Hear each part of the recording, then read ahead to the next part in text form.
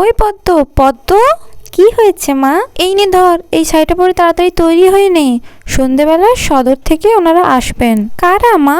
ওই আমাদের রতন ঘটক আছে না, ওনারই পরিচিত একজন। মা আমি তো বলেছিলাম আমি কলেজে যাব, আমার সমস্ত বন্ধু বান্ধব কলেজে যায়, আমি এখন বিয়ে করতে চাই না মা। আরে বাবা, শুধু তো দেখতে আসছে, এখন তোর বিয়ে হচ্ছে না? তাহলে সেজে কেন বসবো? বেশি কথা না বলে তৈরি হয়ে আয়। আমি কিন্তু বিয়ে করব না মা। কোমরের ওই জায়গাটা ভালো করে ঢাকা দে, আর ঘুমটা দেওয়ার কথা কি আলাদা করে বলতে হবে নাকি? আরে ভালো করে দে, এই মেয়ে তো দেখি কিছুই বোঝে না। আর তুমি তো চাটা কিছু করোইনি, আমি করে রেখেছি, যাওয়ার সময় ওনাদের জন্য নিয়ে যেও। এই যে দিদি, আমাদের একমাত্র মেয়ে পদ্মাবতী। আরে মুখটা তোল না, ভালো করে দেখাও ওনাদের। সবই তো দেখলেন দিদি, এই তো গরিবেরই সংসার। না, মেয়েকে কিন্তু আমাদের খুব পছন্দ হয়েছে। তাহলে দাদা বলেন তো, আমরা সামনের অঘ্রাণী 4 হাত এক করে দিই।